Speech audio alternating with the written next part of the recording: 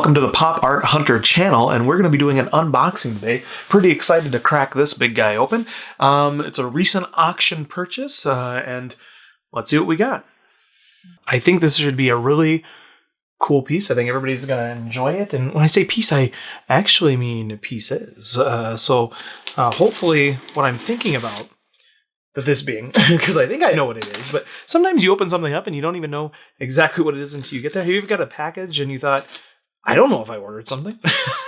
That's the true sign of a shopaholic. Now, one thing that you're going to see with this particular unboxing is the quality of the box. And I know that sounds like a silly thing, but when you get a really good box from a company that knows what they're doing, they pack everything up really nicely, super well. It's just exciting because you know the pieces are going to be in great condition. You know things aren't going to be damaged. And so let's just go ahead and get this thing cracked open. As you can see, they put multiple layers of cardboard, which is so nice. Oh, look at that number one. Oh, and we got number two. And there we go. There we go. Here's the pieces. So I'm going to get out this main piece here.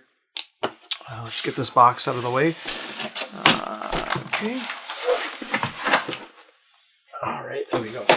So, spoiler alert, here's the pieces here. You might not be able to see it very well just yet, but as we get it open, you'll know. So, again, when you get a really nice packaged item from somebody, they got these item enclosed stickers so you know which part of the cardboard things are on.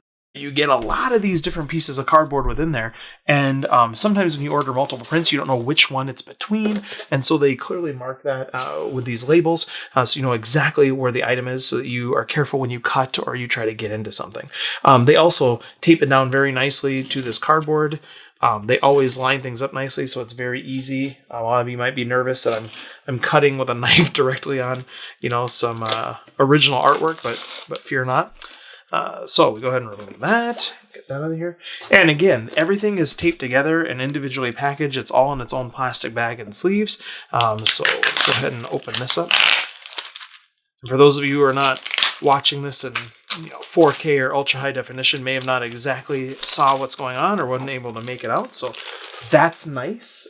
So we'll go ahead and show you what this is. So these are some original pieces of artwork from Disney's production of Aladdin. And this is the primary villain, Jafar. And I'm just super excited about these. Because they're really cool pieces. And in later Disney films, they didn't actually have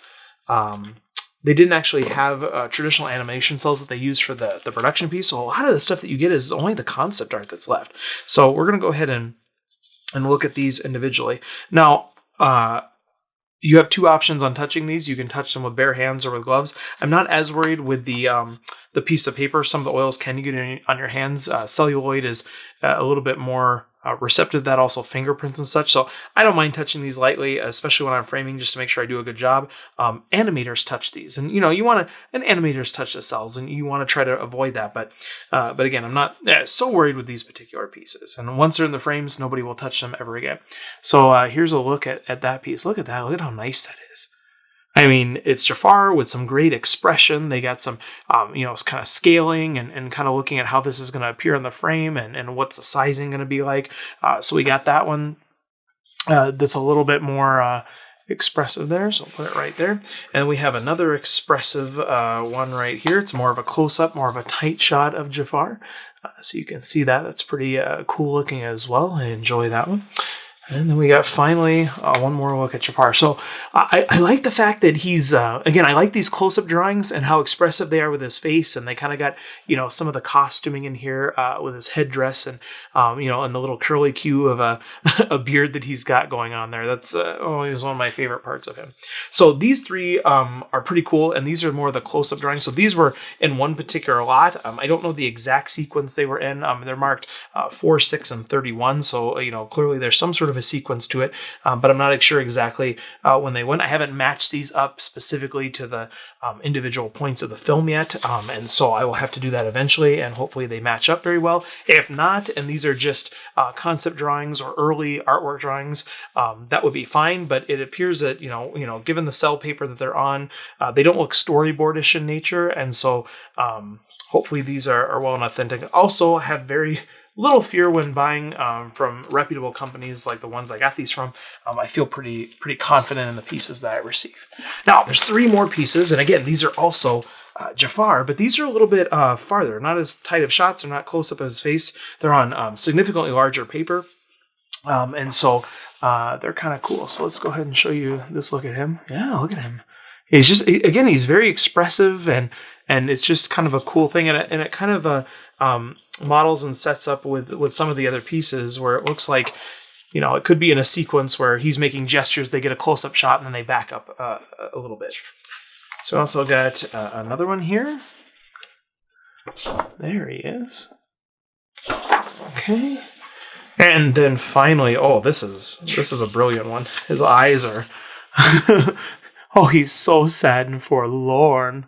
Oh, the vapors. He's going to faint or something there. Yeah, so once again, you got some hard cardboard, you got everything matted together, not matted, but you got everything kind of combined together. They're put in these plastic bags, they're sealed with the enclosed tape, they arrive in excellent condition, everything is dandy. It's so nice, again, not having to fear getting these things. So, that's the unboxing of these particular pieces. So it's, I don't know, I think these are some neat pieces. Again, there's not a lot of original artwork from Aladdin. I'm still on the hunt for some Genie stuff. Genie is one of my favorite characters in all of animation history. And I recall seeing on some auction sites some prints and some individual gallery dealers where they were selling things for so astronomically cheap as compared to what they would go for now. I don't know if I would be able to afford an original Genie coming up, an auction right now. But at the time I could have, if I had purchased them at that time at that price. Well, I hope you enjoyed the unboxing. I sure did. I think this is a really cool set of pieces. There's some great, expressive characters. They're large size, and even though they're drawings, which some people find that drawings are not as the creme de la creme of animation art, but when you're looking at Disney, you can't go wrong. When you're looking at movies who didn't have a lot of traditional animation cells, I mean, these are some of the rare pieces that you can find because they just didn't exist outside of that. I'm not as much of a limited edition or Carousel kind of guy. I like the original stuff, and so this having been used in the production is pretty cool. My only problem right now is how I'm going to display it, if I'm going to keep them all. I really like how you got some of the larger, kind of bust profiles, and then you've got more of the close-ups. And so, with having 6 different drawings, I think that you could pair those up, with a little bit of a wider shot, a little bit more of a tight shot, and, kind of frame those side by side, and you can even have 3 different sets. And so whether I want to keep them all or pair them up like that and sell the other ones, kind of share the wealth a little bit, that's one of the things with animation art or any of the collections that you have. You want to share your collections with people, not only to display them, but also to share them with other collectors. The best person to sell to is the person that finds the passion within animation or within any pop culture element like you do. And so I haven't decided quite what I'm going to do yet, but once I do, I'll show you the end result as far as how they're framed and let you know if I'm going to get rid of any, and maybe you can even purchase them. So we'll see what happens there. Thanks for watching the Pop Art Hunter channel, and we will see you next time.